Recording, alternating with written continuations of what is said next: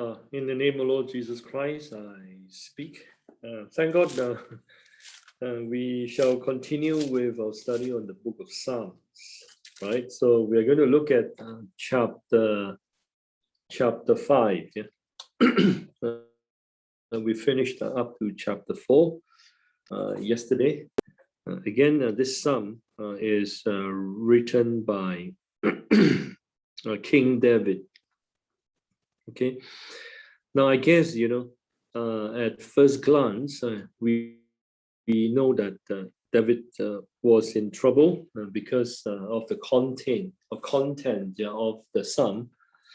It's like before the workers of iniquities, if you like, right? So he like pray to God and ask God for mercy, right? Now, I think chapter 5, when you look at 7, and this is one of the chapters that I asked you to think about, right? Which begins with the phrase, as for me, verse 7. Okay, chapter 5, verse 7, Now, let's look at verse 7 first. But as for me, I will come into your house in the multitude of mercy. In fear of you, I will worship towards your holy temple. Now, we know that he was in a very difficult situation. And what was in his mind? And yes, on the one hand, is how to be, freed from the pursuit of the wicked people. And on the other hand, he thought about how to preserve or to keep himself, in the Lord, right? So you find that indeed, David was a very God-fearing person. All right. Now we're going to look through the chapter. Okay, we can briefly divide the chapter. Okay, into let's say on to okay, verse 1 to verse 6, one sessions, and verse 7 to verse 10 another, verse 11 and verse 12 is the last. Okay, now I think concerning how to divide the chapter actually is up to you. Okay, you can divide it into 4 or 5, as long as the division suits you and as long as it makes you understand the chapter better. Okay, now we look at the first section, and from 1 to 3 is like he was asking God, to pray. I mean, to listen to His word. And here in verse 1 it says, "Consider my." In the English, it says meditation. Now, when you look at the footnotes are given, literally, it means groaning. All right. Now, so quite clearly, he must have been quite upset or saddened by the fact that the workers of iniquity did not let him go, right? Continue to pursue after him. Okay, so I think the good thing about David is that he knew how to always turn to God.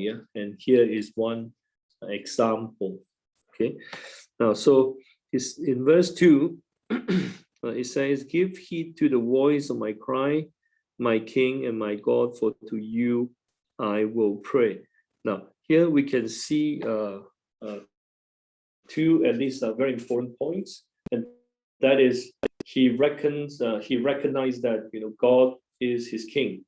He is the one who is capable of saving him. He is the only one, in fact. All right. Now, the second point that we can learn from here is that he directed his prayer to God, and knowing that only God can save him. Okay, in a way. All right. Now, when you look at the next verse, yeah, it says, "My voice you shall hear in the morning, O Lord. In the morning I will direct it to you, and I will look up." So it's like, he always prayed to God. He said that he was a man of prayer. He was a very prayerful person, right? Be it in time of trouble or when he was, in peace. Okay, now so he directed his prayer to God. Yeah, right. Now I guess not only in time of trouble. I guess we should pray. In fact, we should pray as often as we possibly can. Okay. Now, so the reasons, yeah, is from verse 4 to verse 6. "For you are not a God who takes pleasure in wickedness, nor shall evil dwell with you." Meaning that, God was a very, how can I say, a holy God and upright God, a God who is far away from sin, right? So he does not take pleasure in wickedness. So I guess, in his prayer, in fact, in many of the prayers made by the saints in the Old Testament scriptures, we realize that they always mention about the attributes of God, and the what God, what God was like, right? He was, for example, he is a righteous God. He is a God of justice. Okay, so if God does not take pleasure in wickedness, that in itself means that God is a righteous God. Now you find that this idea of God being righteous and God being just is mentioned again repeatedly, not only in other parts of the books in the Old Testament, but also in the book of Psalms, right? Now, I think in the book of Psalms, it also mentioned about the foundation of his throne is justice and righteousness. Okay, we can turn to chapter 89. Yeah, we can take a look. The book of Psalms, chapter 89.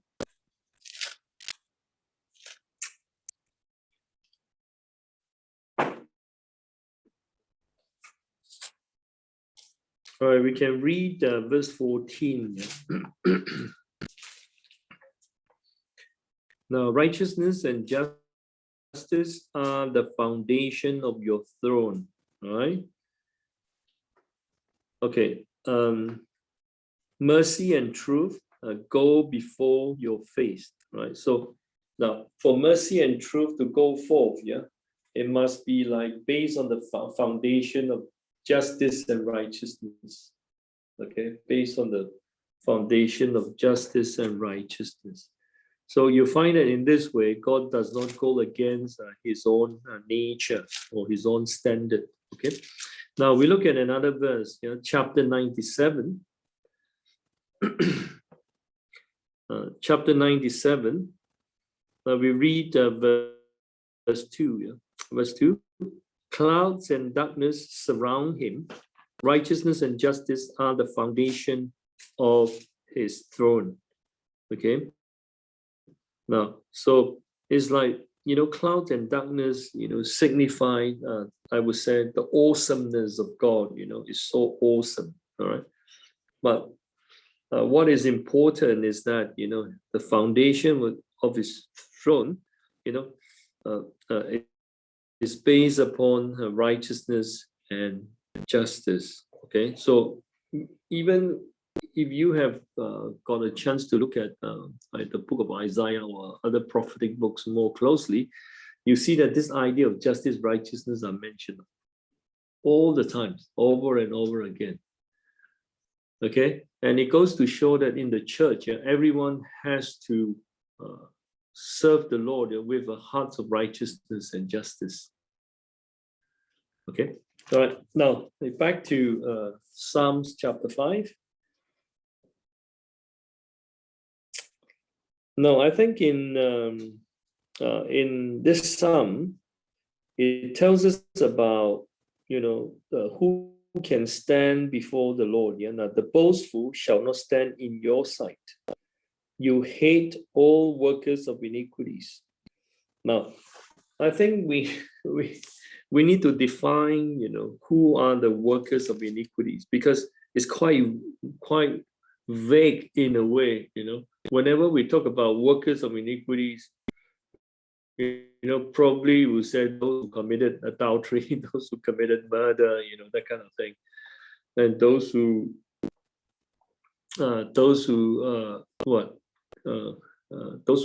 have been covetous. All right, we always think like that, right? Now, but actually, when we talk about the workers of iniquities, we have to look at it in the light of the gospel. How how did Jesus define, or how does he define the workers of iniquities, or who are the workers of iniquities? Now,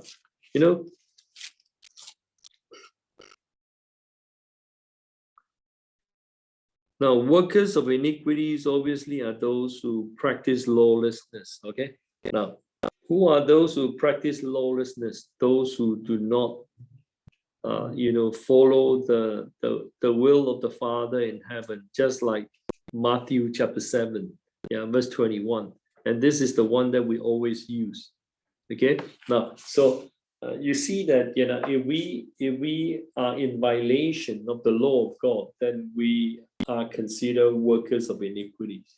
Okay, because when you look at the word lawlessness, I think the English and even the Chinese, does not give a real picture of the word lawlessness. The law here must be the law of God. So if I do not practice the law of God, then I become lawless in the eyes of God. Right? Now, so you find that any one of us can be guilty of violating, the law of God, and therefore we are considered workers of iniquities. Right? Now, this is how we should look at it. Yeah. Okay.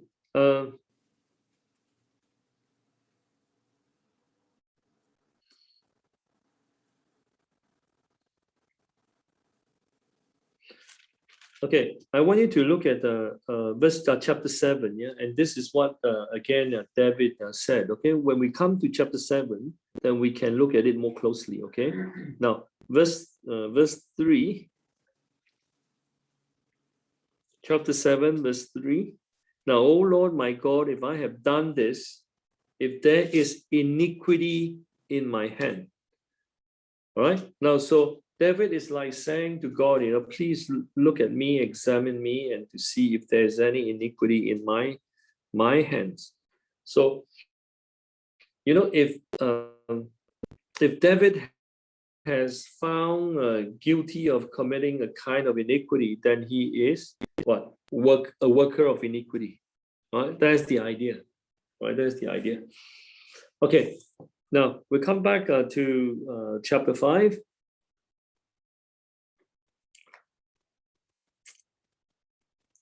All right. Now, I think, in this psalm, you can also see that David actually knew, how God would function, or how God would treat, would respond to each person, very clearly.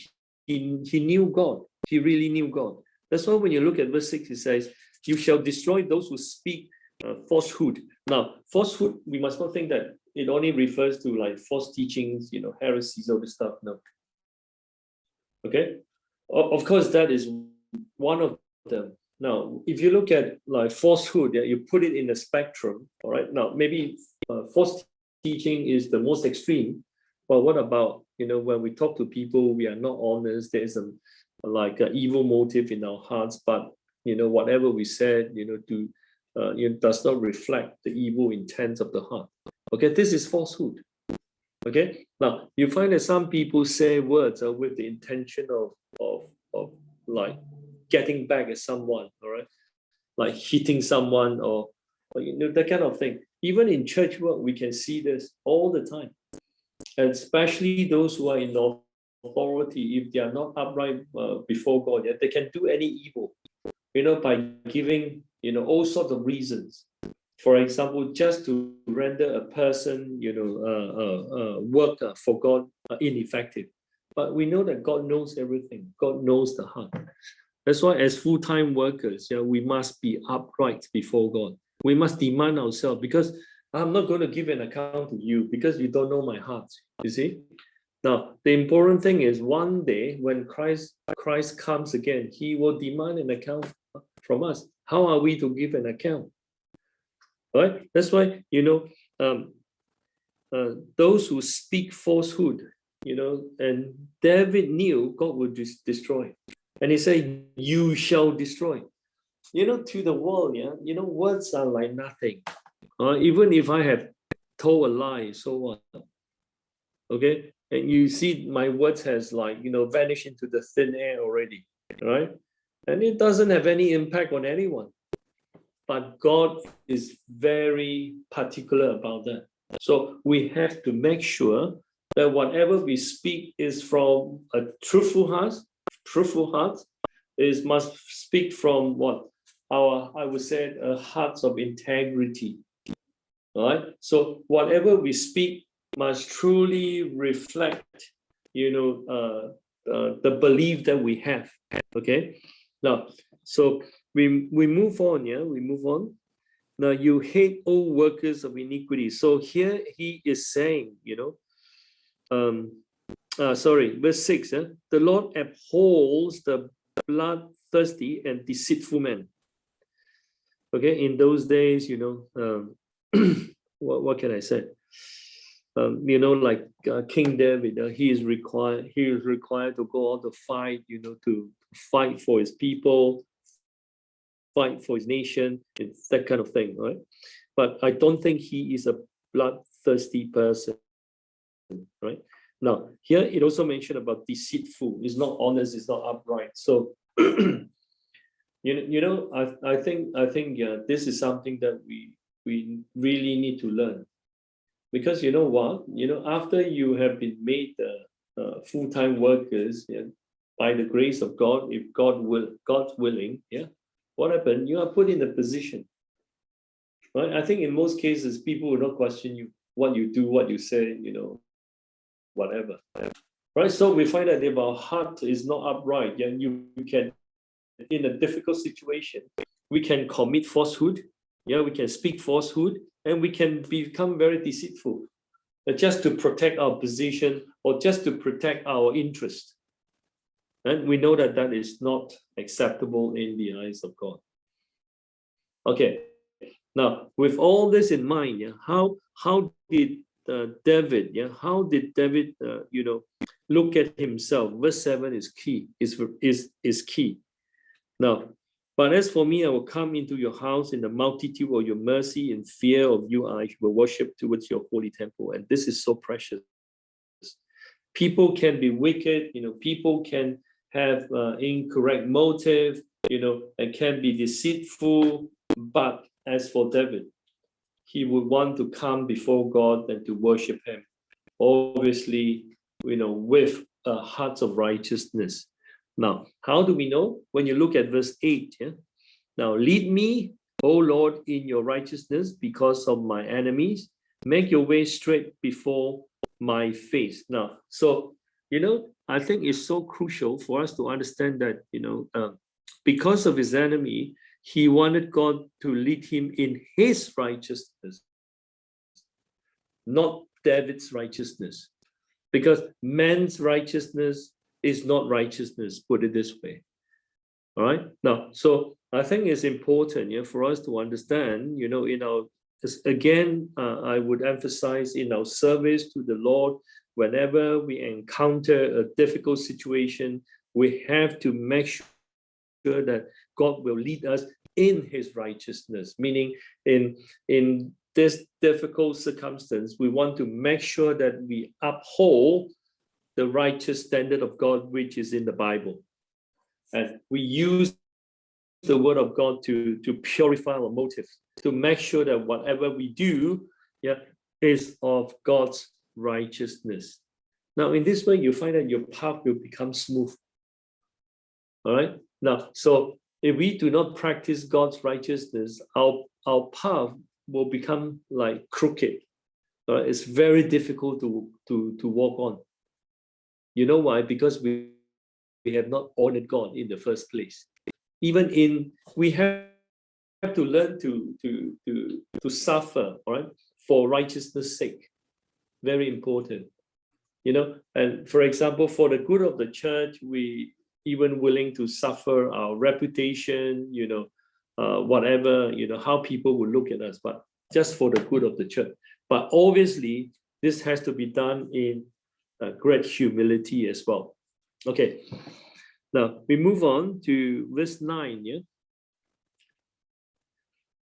All right, for there is no faithfulness in their mouth, their inward part is destruction, their throat is an open tomb, they flatter with their tongues. Now, you see, it's all about mouth, when we talk about the workers of iniquities here, judging from the passage so far, it's not like talking about people who go around, to kill others, that kind of thing, right? It seems to me that the emphasis here is on our word.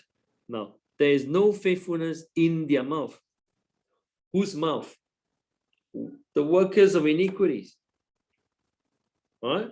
And their inward part is destruction.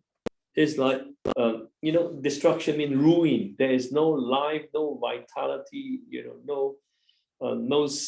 we said in our term today, no spirituality. It's dead, right? It's dead. Now, so David, in verse 10 said, pronounce them guilty, O God, let them fall by their own counsel, cast them out in the multitude of their transgression, for they have rebelled against you. Now, we said this is like a kind of curse to be cast upon, the wicked. We said this is like what we call the imprecatory prayer. We mentioned that, yeah. So, but we cannot simply use this, as workers of God. When an attack is directed to us, we cannot say, therefore, because of what you have done, and I'm going to curse you. No. And this is never the teachings in the New Testament scriptures. You see that when Jesus was cursed, what did he do? He blessed. Okay. Now, we understand that this is only for the good of the nation. Okay. The good of the nation. Now, one similar example that we can find in the New Testament is in Galatians. And Paul says that let them be accursed. Why? Because these troublemakers, these heretics who came into the church and caused confusion in the church by stirring up a commotion, and confusion in the church. And therefore, Paul wished that they are severed from Christ. Okay. Now, I think aside from that, we cannot simply curse anyone just because we are placed in the position to lead the church. Okay. Now, we said today we don't do that anymore, because I tell you why I don't do that. Because first, I'm not righteous myself. Okay. I'm not righteous myself. I think in most cases when we are spoken against, if we are honest with ourselves, we go deep into like the attacks. We find that there may be some reasons why they have, let's say a certain section of the church is going against us. There may be some reason for that. Okay. Now, but for David, we know that what he is saying here is, when you look at the last part of verse 10, for they have rebelled against you. it's not so much about himself, right? Okay, now we read verse 11 and verse 12, chapter 5, verse 11 and verse 12.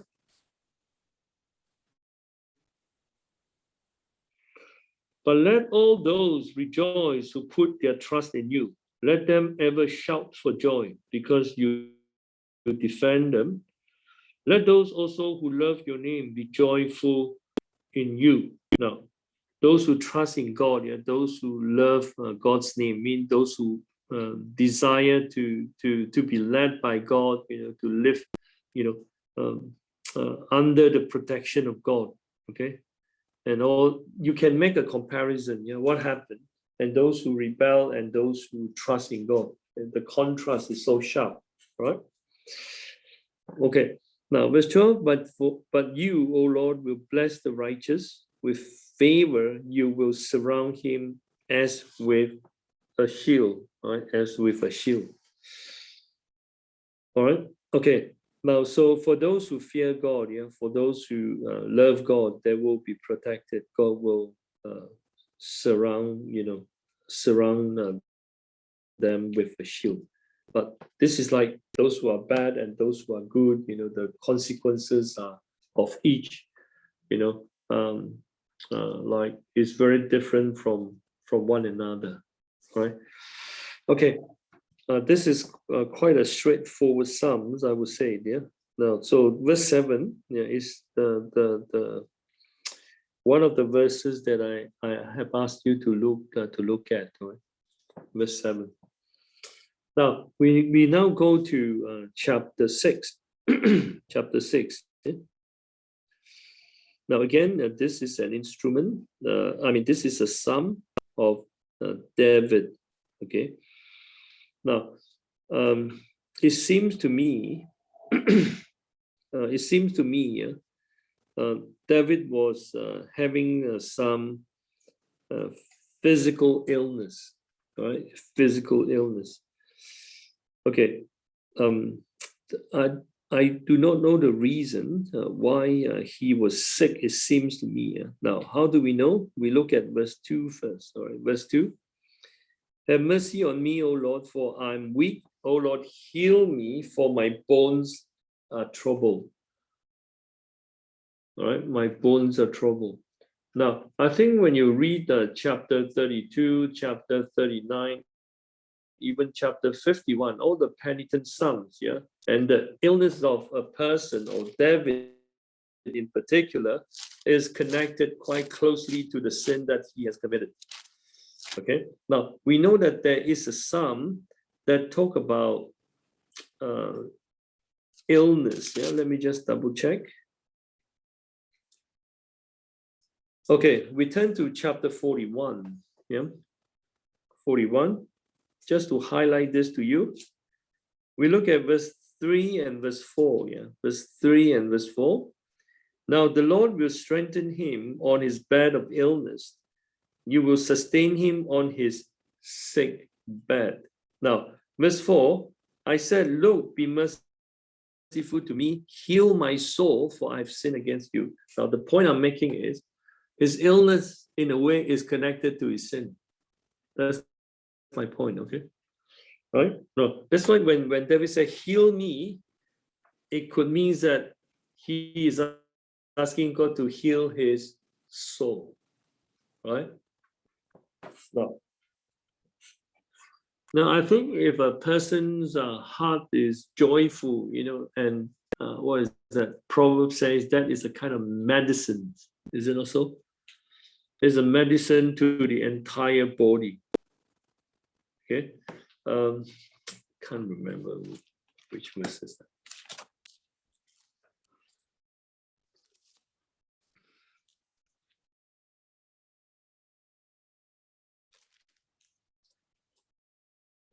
Just let me look at it. In the book of what's that? Proverbs.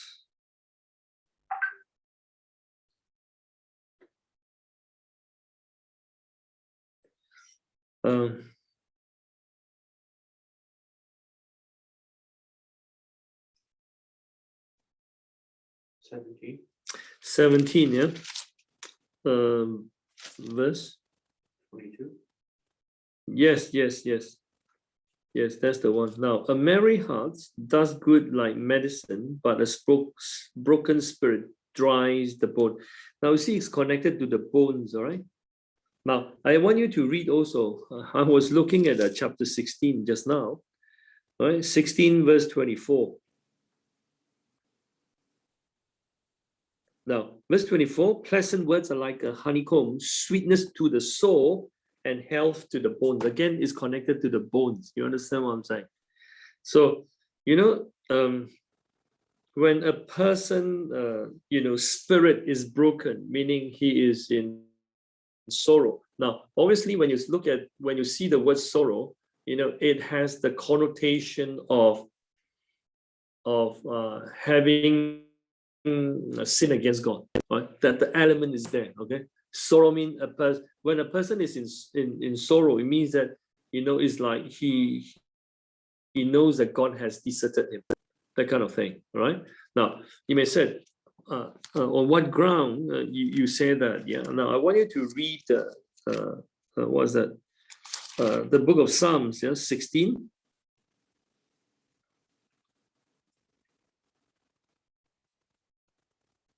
All right, we read verse 4, chapter 16, verse 4. Now their sorrows shall be multiplied who hasten after another God. Their drink offerings of blood I will not offer, nor take up their names on my lips. Now, I just want you to look at the first part, that their sorrow shall be multiplied. All right? Now, so when a person is going after another God, or when God has deserted a person, sorrow shall multiply. That's the idea. Okay. Now, again, when you come back to chapter 6, all right. Now he said, I'm weak and heal me, and my bones are troubled. Obviously, his inner being is not healthy. All right. We say his state of mind is not sound. Now, again, it could be due to his sin or whatever. All right. Now, we do not know when this psalm was written. Okay. Now, also, I find that, sometimes David was very courageous, to talk about himself, to talk about his own sins, that kind of thing. All right. Now, so meaning that his confession is genuine, what he really wanted to do is to be pardoned and to be forgiven, right, before God. Okay. All right. Now, so I highlighted to you, like in verse 2, basically is to help you understand that in the future, when you are reading a certain passage, it is important for you to be able to pick out, the key points, if you know what I'm saying. All right. So by being able to know the key points in a passage or in a chapter, it will become much easier for you to understand the entire passage. Okay. Now, so you do not just read through it like you read a storybook or whatever. So when you read, you must be very perceptive, or I would say sharp, or you must be able to pinpoint. This is how can I say? You will pick it up. This kind of habit. Yeah, it is. I won't say it's an experience thing. The more you do it, the more you will know how to do it. Okay, put it this way. Okay, now, all right, we look at this chapter. We divide again. I would want to divide it into two parts: 1 to 5, and then 6 to 10. The second. All right.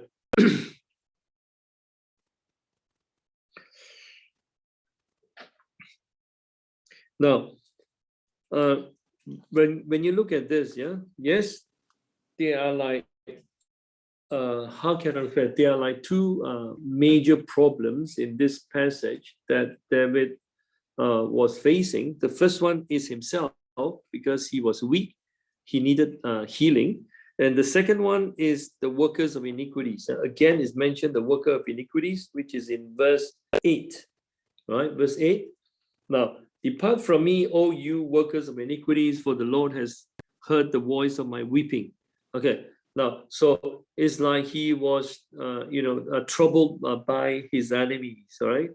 Right, troubled by his enemies. Okay, now, so we look at the first part. I mentioned to you before, it is very possible that this psalm was written after he sinned. Why? Because he asked the Lord not to be angry with him. Can you see now? Right?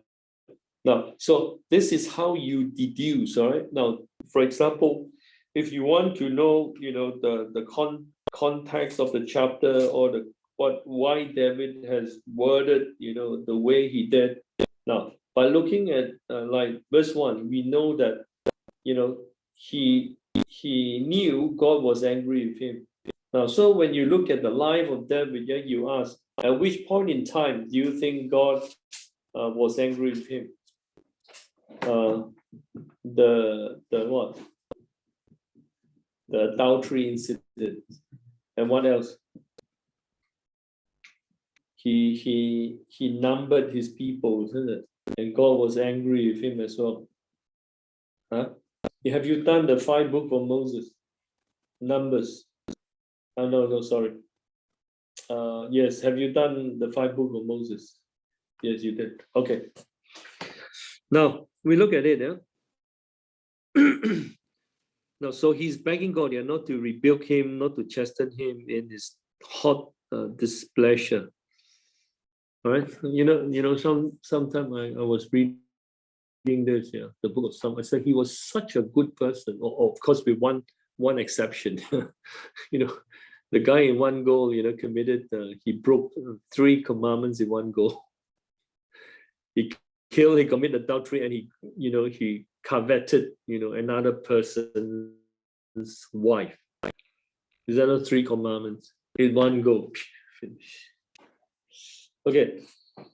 So, but you also see that such a good person was like being I wouldn't say I said tortured. I said, like he lived, under the fear of God's wrath. Right? It's like you can see this here. He kept, begging God, to like not to rebuke him in his anger. Okay. Now, we mentioned about verse 2. Now we drop down to the next verse. My soul also is greatly troubled, but you, O Lord, how long? Right? His soul. That's why we said, when a person's relationship with God is not right, or when a person has done wrong against God or has sinned against God, and you see that his soul will be troubled. Okay. He would feel very unsettled. Okay. Now we understand that the only way, for him to survive, obviously, is to turn to God and is to beg God for deliverance. Now, so he kept asking God to save him. Now, when you look at verse 4 and verse 5, why did he ask God to save him? Because the reason given is quite unique. Because he said, in death there is no remembrance of you. In the grave, who will give you thanks? All right. Okay, so we also see that he was someone who really wanted to praise God. That's why he had set up, this. I would say, not only a team. He has set up, like administration. Especially for music, right? And set up musician to sing in the temple or to praise the Lord. All right. Now, that's why to me, you remember I told you there are many penitent psalms. This could be one of them. You know why? Because when you look at verse 6, I'm weary of my groaning. All night I make my bed swim. I drench my couch with my tears. My eyes waste away because of grief. It grows old because of all my enemies. And so I guess, it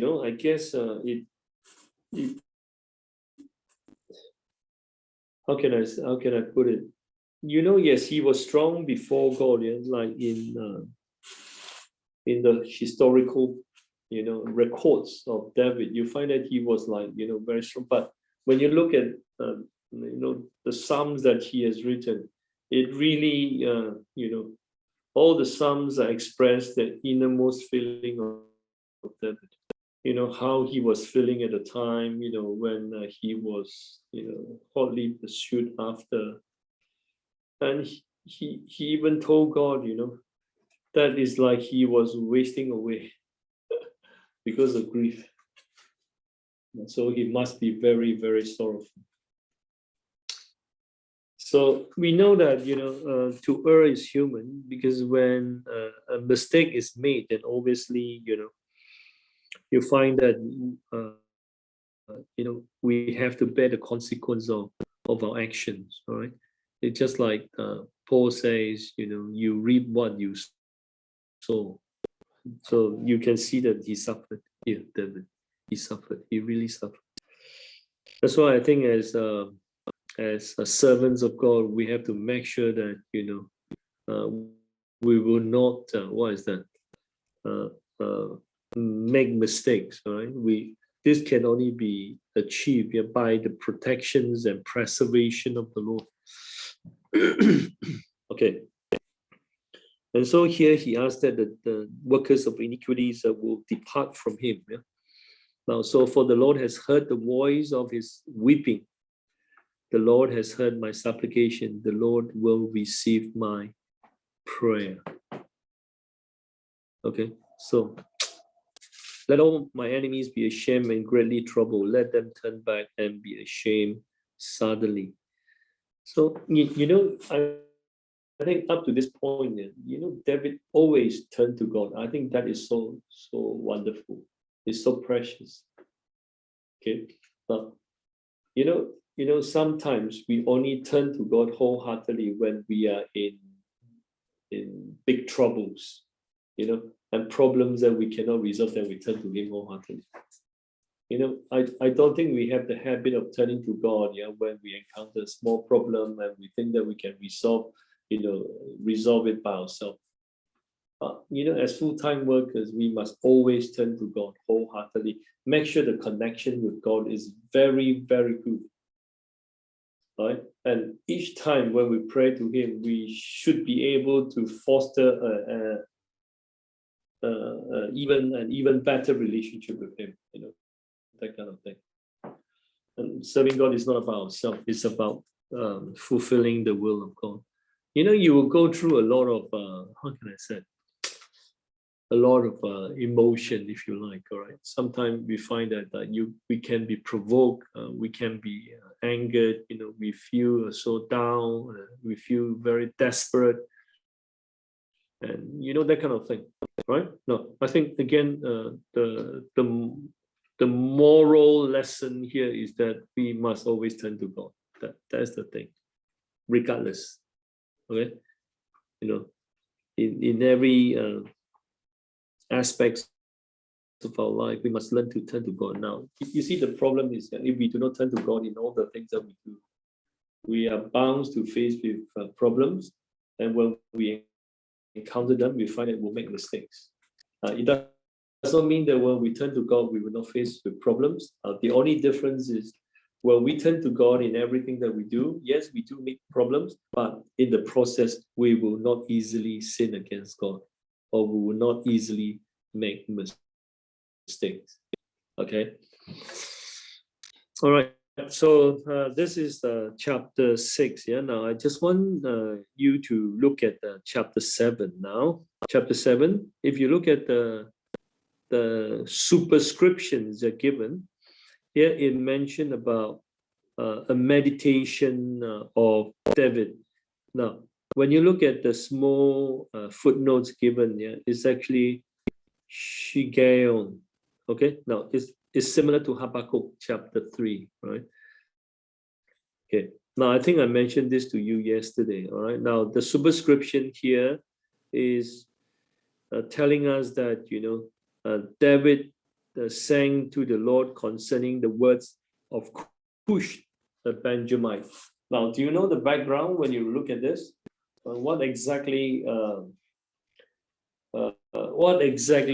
did this person here do to David? Okay, now I think it's good, just to go through briefly 2 Samuel, 2 Samuel chapter 16. Okay, we turn to 2 Samuel chapter 16. Now, and we know that, here, when you look at from verse 5, all the way to, for example, verse 14, here it talks about Shimei curses David. Okay, curses David. Now, he was a Benjamite, okay? He was a Benjamite. Now, we look at verse 5, When David came to Bahurim, there was a man from the family of the house of Saul, whose name was Shimei, the son of Gera. Coming from there, he came out cursing continuously as he came. Now, you find that, in this passage, how do we know that this guy is a Benjamite? I want you to read maybe verse 11. Verse 11. And David said to Abishai and all his servants, see how my son who came from my own blood, my own body, seeks my life. How much more now may this Benjamite? Let him alone and let him curse, for so the Lord has ordered. All right. Now, so when you look at chapter 7, chapter 7, now the superscription is a Benjamite, but it's a Cush. The word of Cush. Cush is what? African, is it? Yeah. How is it that there was an African in his house?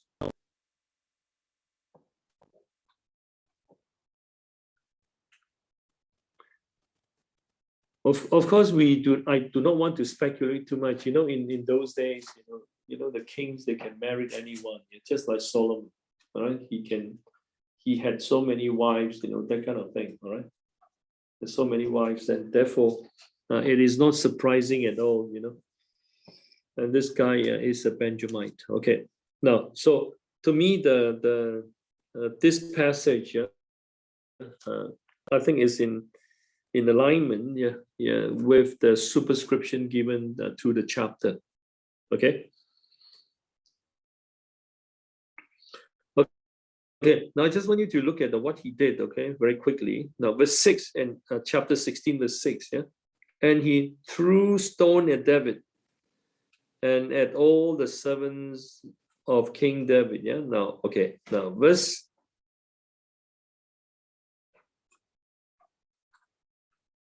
7, and so Shimei said this thus when he cursed, come out, you bloodthirsty man, you rogue.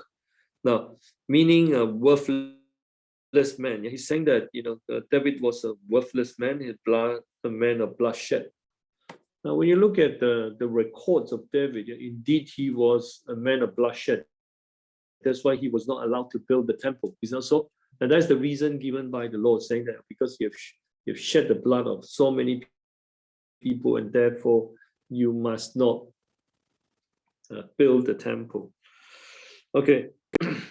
And to say that David was a worthless man, is quite a strong man, a strong word, because David was the king at the time. Now, but you see that, verse 8, this is the reply from David. The Lord has brought upon you all the blood of the house of Saul, in whose place you have reigned, and the Lord has delivered the kingdom into the hand of Absalom, your son. So now you are caught in your own evil because you are a bloodthirsty man. Now, you can imagine, those words were so provocative. And I think, if we were in the position of David, probably we'll get, this what? Abishai, okay, just finish him off. Put him away. Don't trouble me again. But you find that, David was different. It's like he has promised to protect the family of Saul, protect the family of his enemy. Okay, now so it's never easy for him to do that.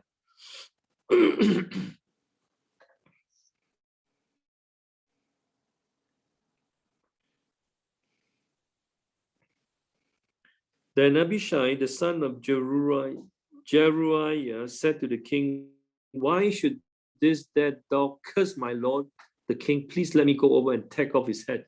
Can you see now? This Abishai said, "I'm going to chop him off his head." And that's it. Okay, now this is the background of the psalm. So when you look at this, this passage, and then we can also try to compare, what David has said in this psalm. All right. Okay, we take a break.